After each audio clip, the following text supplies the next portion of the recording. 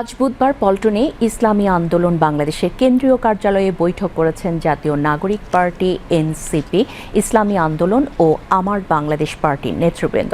এই সময় রাজনৈতিক দলগুলোর মধ্যে ঐক্য ধরে রাখার বিষয়ে একমত প্রকাশ করে নেতৃবৃন্দ বলেন, সংস্কার ও বিচার ছাড়া নির্বাচনের সুযোগ নেই। ভোটাধিকার সহ সকল নাগরিক অধিকার ও মানবাধিকার রক্ষায় জাতীয় ঐক্যমত্য করে তোলা, সংস্কার শেষ করে দ্রুত সময়ের মধ্যে সুষ্ঠু ও গ্রহণযোগ্য নির্বাচনের ব্যবস্থা করা।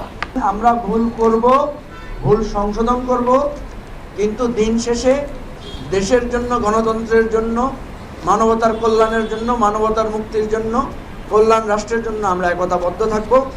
আমাদের একতা ভাঙার জন্য কোনো রকম চেষ্টা করা হলে সেটাকে আমরা বুদ্ধিবৃত্তিক এবং আমাদের সংঘবদ্ধতা দিয়ে আমরা প্রতিহত করব। আমাদের বর্তমান রাজনৈতিক পরিস্থিতিতে যে আমরা দেখছি সারা দেশে এক ধরনের চাঁদাবাজি, লুটপাট এবং জনগণের অধিকার হরণের মতো কাজগুলো আবারও বাংলাদেশের রাজনীতিতে ফেরত আসছে। তার বিরুদ্ধে আমাদের দৃঢ় অবস্থান। আমরা জনগণকে সেই আস্থার জায়গা দিতে চাই যে বাংলাদেশের মানুষ একটি নতুন বাংলাদেশের জন্য, নতুন রাজনৈতিক সংস্কৃতির জন্যই কিন্তু আসলে জুলাই গণঅভ্যুত্থানের রাজপথে নেমে এসেছিল।